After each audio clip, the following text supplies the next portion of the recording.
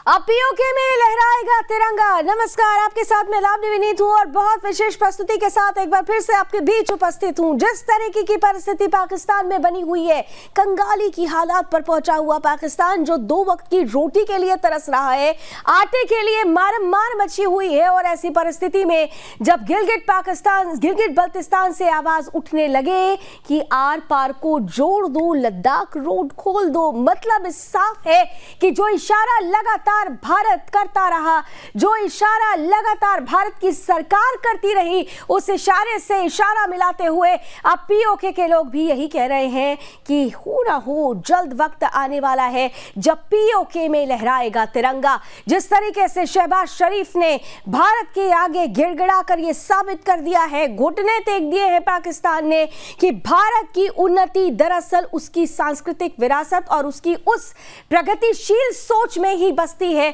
जो शायद पाकिस्तान के पास नहीं थी। और जो पाकिस्तान के पास था वो था सिर्फ आतंकवाद। आज भी आतंकवाद को पालता पोसता पाकिस्तान जिस तरह से आगे बढ़ रहा है वो पाकिस्तान की नियति को तय कर रहा है। और ऐसी परिस्थिति में क्या पीओके में तिरंगा फहराने का वक्त धीरे धीरे करीब आता जा रहा है। आज इसी पर करेंगे खुलकर बहस, खुलकर चर्चा। हमारे साथ जुड़ेंगे वो खास चेहरे जो बताएंगे कि पाकिस्तान के हालात किस तरफ जा रहे हैं और भारत को ऐसी परिस्थिति में क्या करना चाहिए। मेहमानों के पास आपको ले चलूंगी, लेकिन उससे पहले वो रिपोर्ट भी आपके सामने रखने की जरूरत है जो ये बता रही है कि पीओके में कैसे लहराएगा तिरंगा। ये तस्वीरें हैं गिलगिट बल्तिस्तान की। ये आक्रोश है पाकिस्तान की नाकामी का। ये बुलंद आवाज है भूख की दर्द के खिलाफ। भूख और तंगी ने पाकिस्तान को बेहाल कर दिया है। आसमान छूती महंगाई से गिलगिट बल्तिस्तान के लोग परेशान हो गए हैं। आटा, दाल, सब्जी, तेल, चीनी और रोजमर्रा की जरूरत वाली वस्तुओं के दाम रिकॉर्ड स्तर तक पहुंच चुके हैं। बात बात पर एटम बम की धमकी देने वाले पाकिस्तान में 2 वक्त की रोटी लोगों को नसीब नहीं हो रही है। पाकिस्तान सरकार की नाकामी से परेशान लोग अब सड़कों पर उतर आए हैं, भारत से मदद की गुहार लगा रहे हैं। गिलगिट बल्तिस्तान के लोग भारत में शामिल किए जाने की मांग को लेकर सड़क पर प्रदर्शन कर रहे हैं। भले ही तंगहाली से पाकिस्तानी हुक्मरानों की नींद ना खुली हो, मगर इस प्रदर्शन से हुकूमत की सांसें फूलने लगी है। मामले को हाथ से निकलता हुआ देखकर शहबाज शरीफ के भी सुर बदल गए हैं। इस्लाम और कश्मीर के लिए लड़ाई लड़ने की बात करने वाले आतंकिस्तान के आका भी अब हाथ में सफेद तख्ती पकड़कर शांति की बात कह रहे हैं। शहबाज शरीफ अब बयान दे रहे हैं कि भारत के साथ हमारे 3 युद्ध हुए और इसमें गरीबी और बेरोजगारी ही आई है। हमने अपना सबक सीख लिया है। अब हम शांति से जीना चाहते हैं और अपनी समस्याओं को सुलझाना चाहते हैं। यही तो भारत भी कह रहा है कि हम अपनी समस्या सुलझाना चाहते हैं और इसका समीकरण रक्षा मंत्री राजनाथ सिंह ने मंच से दे भी दिया है। लेकिन अब जरूरत है उस समीकरण के अमल की। अब जरूरत है गिलगिट बल्तिस्तान को भारत में मिलाने की। अब जरूरत है पाकिस्तान के फिर से टुकड़े करने की। अब जरूरत है पीओके में तिरंगा फहराने की। Bureau report, Sudarshan news.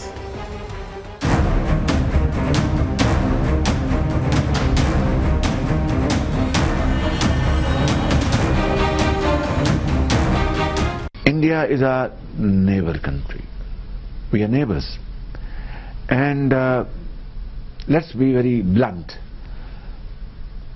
Even if we are not we are not neighbors by choice, but we are there forever, and it is up to us to live peacefully and progress, or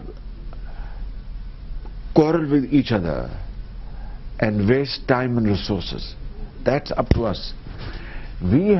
Pakistan has learned its lesson. We had 3 wars with India, 3, and the consequence of those wars, as a result, it only brought more miseries, to the unemployment, 2 nations, poverty, and millions were demoted from their level of satisfaction to a low level of satisfaction. We have learnt our lesson, and we want to live in peace with India, provided we are able to resolve our genuine problems. Yes. Now this is very important, أختي. هذا نقطة مهمة جدا. तो self realisation हो चुकी है शहबाज शरीफ को, लेकिन ये जो realise किया गया है इसके बाद क्या कोई परिस्थिति बदलेगी या फिर बदलती हुई तस्वीर में पूरी की पूरी भूमिका ही बदल जाएगी? दो बड़े सवाल है और इन्हीं सवालों के साथ आइए सीधे लिए चलती हूं आज के अतिथियों के पास। स्वागत करते हैं, स्क्रीन पर लेकर आइए। हमारे साथ इस वक्त जुड़ रहे हैं जाने माने defence expert retired major general K Sinha sir, स्वागत है। जय हिंद सर। साथ ही साथ हमारे साथ इस वक्त जुड़ रहे हैं जाने माने पीओके एक्टिविस्ट हैं डॉक्टर अहमद आयूब मिर्जा, बहुत बहुत स्वागत and thank you so much for the time. हमारे साथ इस वक्त कुछ ही देर में, स्क्रीन पर मैं अभी नहीं देख पा रही हूँ लेकिन हमारे साथ चलिए दिख रहे हैं, हमारे साथ इस वक्त जुड़ चुके हैं Pakistan federal union of columnist के राणा अली जोहेब साहब भी जुड़ चुके हैं। राणा साहब आपका भी बहुत बहुत स्वागत है। मैं सबसे पहले के सर आपके पास आ रही हूँ क्योंकि हमने न जाने कितनी डिबेट्स इस पर की होगी और हर बार हम ये कह रहे थे कि इंतजार की घड़ियां बहुत जल्दी खत्म होंगी और अब देखिए जो परिस्थिति बनी हुई है गिलगित बाल्टिस्तान, पूरे पाकिस्तान पीओके में जो परिस्थिति है, एक नारा गूंज रहा है, आर पार जोड़ दो, लद्दाख रोड खोल दो। कैसे लिया जा रहा है इस परिस्थिति को? आप मान रहे हैं कि वक्त आ गया है पीओके में जल्दी तिरंगा लहराएगा? जय हिंद लावनी। जय हिंद सर। देखिए और साहब मित्रों का भी देखिए लावनी, आपने ये कहा कि क्या समय आ चुका है कि जो आर पार की बात हो रही है कि जोड़ दो लद्दाख को के सड़क। देखिए ये जो चीजें हैं इनको जरा डीपली समझने की चेष्टा कीजिए जी। 1971 के पहले, वॉर के पहले इस पाकिस्तान से इसी तरह की कुछ आवाज आती थी वहां के लोगों से, और वहां उस समय भी ऐसी परिस्थिति हुई थी, गुर्बत, कंगाली, उनके ऊपर रिप्रेशंस, उनके ऊपर यही हालात। अब आज 2000 ये तो चल रहा है बहुत लंबे समय से, और 21, 22 और 23 में अभी आकर के आप देख रही हैं एक जिंदा अभी -23 डिग्री सेल्सियस है आज गिलगित पाकिस्तान में, और 15 दिनों से वहां लावनी की ये आवाज लगातार गुजर रही है। और ये तो मैं लड़ाई लड़ा 99, और जब मैं पाकिस्तान के अंदर तो बताता हूँ में जो रही है ना गिलगित पाकिस्तान, उस इलाके में कहीं था, और टोके के लोग उस समय कहते। इसके अलावा जो एनएलआई है जो उनको खुद पकड़ रखा कमिंग टू यू, क्योंकि आपके ऑडियो में थोड़ा सा ब्रेक हो रही है, लेकिन आपने बिल्कुल ठीक कहा, थोड़ा सा के सर की ऑडियो ठीक कराइए। बिल्कुल आपने ठीक कहा कि जो सिचुएशन है वो सिचुएशन आज की नहीं है, बहुत पहले से ये परिस्थिति बन रही थी। पीओके एक्टिविस्ट हमारे साथ अमजद साहब जुड़ चुके हैं, डॉक्टर अमजद आयूब मिर्जा साहब जुड़े हुए हैं। आयूब सर, जिस तरीके की परिस्थिति आज पीओके में देखने को मिल रही है गिलगित बाल्टिस्तान, मुझे याद है अक्सर आप कहते हुए सुने गए हैं कि इंडिया को इंटरवीन कर लेना चाहिए, तो आपको क्या लगता है कि is this the right time to hit on? जी बहुत शुक्रिया, आपने अपने चैनल पे दावत दी है दोबारा। बात यह है कि इससे बेहतर और क्या वक्त हो सकता है जब गिलगित बल्तिस्तान के लोग खुद कह रहे हैं कि कारगिल रास्ता खोल दो, आर पार जोड़ दो। अब इससे ज्यादा एक्सप्लिसिटली वो क्या और कहें। इसी तरह पीओजेके में आजादी के नारे लग रहे हैं, जमीन हमारी, कब्जा तुम्हारा, यानी कब्जा पाकिस्तान का। और वहां पे भी आवाज उठ रही है कि जो सफरी और तजारती रास्ते हैं जम्मू के साथ वो खोले जाएं फौरी तौर पर। देखें इस वक्त हमारे लोगों के पास आटा नहीं है और ना बिजली है और ना उनके पास पैसे हैं, क्योंकि पाकिस्तान के रुपए की वैल्यू इतनी गिर गई है कि इन्फ्लेशन की वजह से आप कोई चीज खरीदने जाए तो आपको इतने सारे नोट लेके जाने पड़ते हैं और एक आप डबल रोटी लेके आते हैं। तो अब मसला ये है कि आप कल का जरा देख लें, आज भी प्रोटेस्ट हो रहे हैं, लेकिन कल जो प्रोटेस्ट हुए हैं बाग डिस्ट्रिक्ट के हर इलाके में प्रोटेस्ट हुए हैं। ये जो आपके चल रहा है इस वक्त फुटेज चल रही है, ये शबीर मायार हैं जो लीडर है गिलगित बल्तिस्तान से।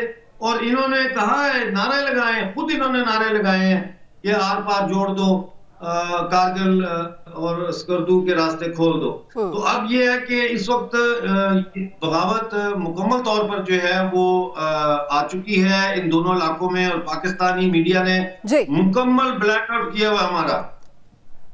बगावत मुकम्मल तौर पर आ चुकी है, ये बहुत बड़ी बात है।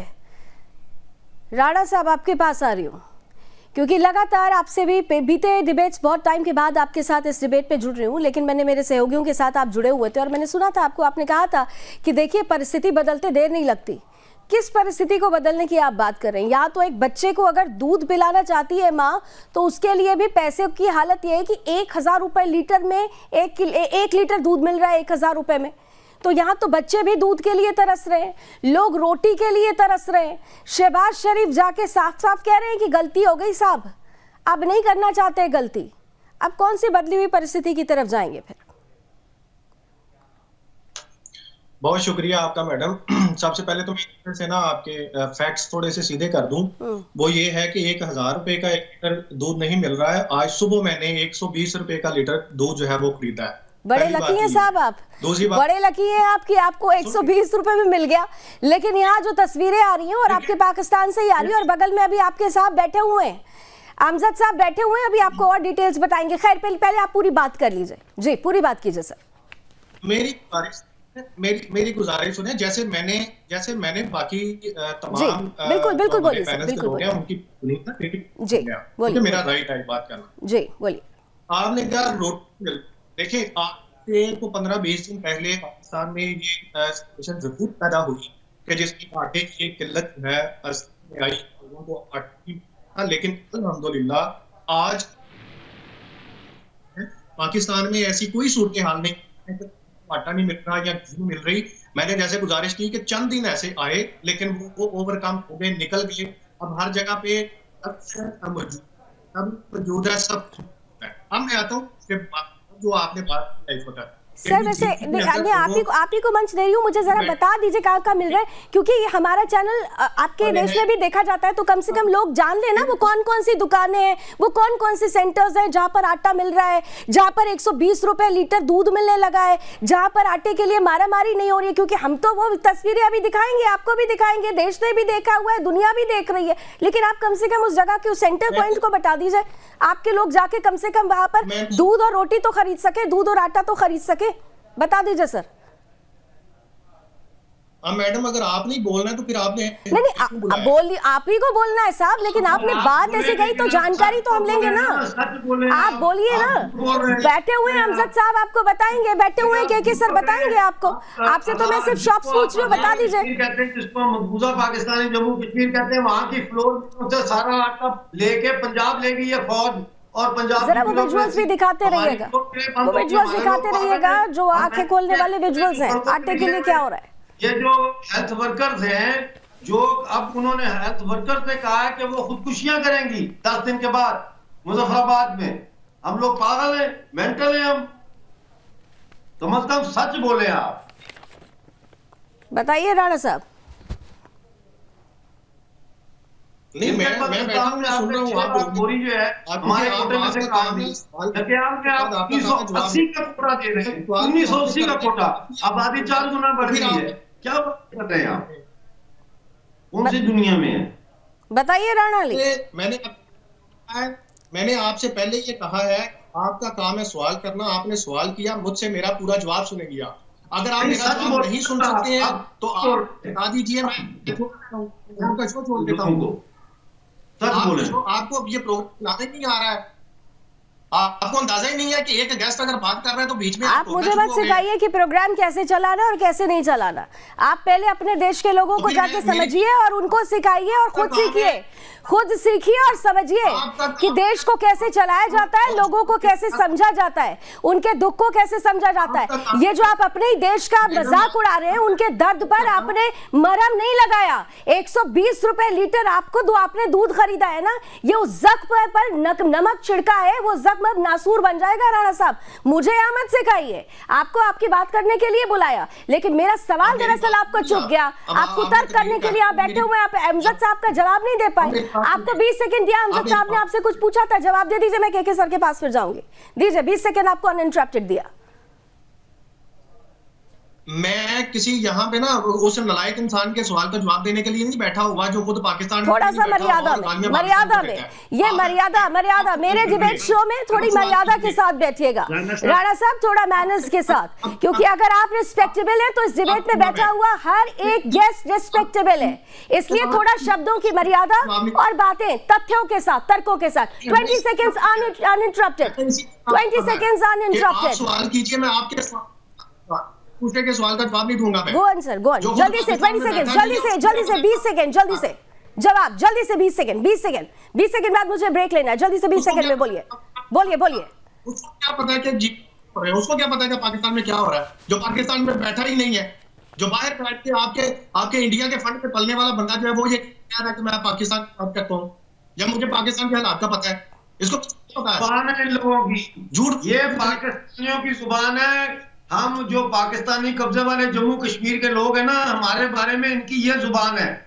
ये कहते हैं हमारे वजीर आज़म पिछले हैं जो डी चौक में इस्लामाबाद में, ये इनकी जुबान है। पाकिस्तान की हालत को देखकर बहुत परिस्थितियों को समझा जा सकता है, और इसी परिस्थिति में ये सवाल उठने लगा है कि क्या पीओके में तिरंगा लहराने का वक्त आ गया। इसी पर हम चर्चा कर रहे हैं और हमारे साथ तीनों खास मेहमान लगातार बने हुए हैं। सीधे चलते हैं, पहले केके सिन्हा सर आपके पास, ब्रेक के बाद भी आप सभी का स्वागत है। केके सर, एक स्टेटमेंट अगर याद होगा आपको, रक्षा मंत्री राजनाथ सिंह ने कुछ दिन पहले ही दिया था, ड्यूरिंग जब ये इलेक्शन डेज चल रहे थे, तो उन्होंने कहा था कि भारत की विकास यात्रा तब तक पूरी नहीं होगी जब तक कि वो अपने पुराने हिस्से यानी गिलगिट बल्टिस्तान यानी अखंड भारत की स्थिति को वापस नहीं बना देता। तो विकास यात्रा को पूरा करने का वक्त तो आ गया, क्योंकि सेना तो कह रही है हमें तो बस एक इशारे की इंतजार है, एक इशारा, और वो इशारा तो अब गिलगिट बल्टिस्तान के लोग भी करने लगे, वो इशारा तो पीओके में दिखाई देने लगा है, तो फिर देर किस बात की? देखिए लावनी जी बहुत सही बात बता रही है। देखिए ये मैं फिर से बताता हूं, 1971 वॉर के पहले यही परिस्थिति आई थी। पूरे वहां ईस्ट पाकिस्तान से लोग भारत की तरफ आ रहे थे और भारत ने उनकी तरफ हाथ बढ़ाया। देखिए पूरा का पूरा ईस्ट पाकिस्तान आज बांग्लादेश बना हुआ है, जहां पर उनकी इकोनॉमी एक पाकिस्तान रुपीस उनके 2% में एक पाकिस्तानी रुपीस का इक्वेशन हो गया है, माने उसका वैल्यू वहां से डबल हो चुका है इनके। तो ये तो इनकी है। जो मैं ये कह रहा था अयूब साहब को मैं समझाना चाहता हूं कि राणा साहब आपको मानते ही नहीं कि गिलगिट बाल्टिस्तान पाकिस्तान का हिस्सा है, वो मानते ही नहीं कि पीओके उनका हिस्सा है। वो केवल पंजाब की बात करेंगे, कोई उनको किल्लत ही नहीं है। दूध की नदियां बह रही हैं और पूरे के पूरे गेहूं के दाम ही नहीं बढ़े। अरे मेरे भाई, एलपीजी का एक सिलेंडर 10,000 रुपए का है। ये मैं नहीं कह रहा, ये ग्लोबल विलेज है। आज के दिन में फॉरेक्स रिजर्व $4.3 बिलियन आ गई है। आपकी केवल डेट 274 बिलियन डॉलर। जो एक बच्चा जन्मता है लावनी वहां पर, तो उसको 3 लाख पाकिस्तानी के डेट से तबाह होता है।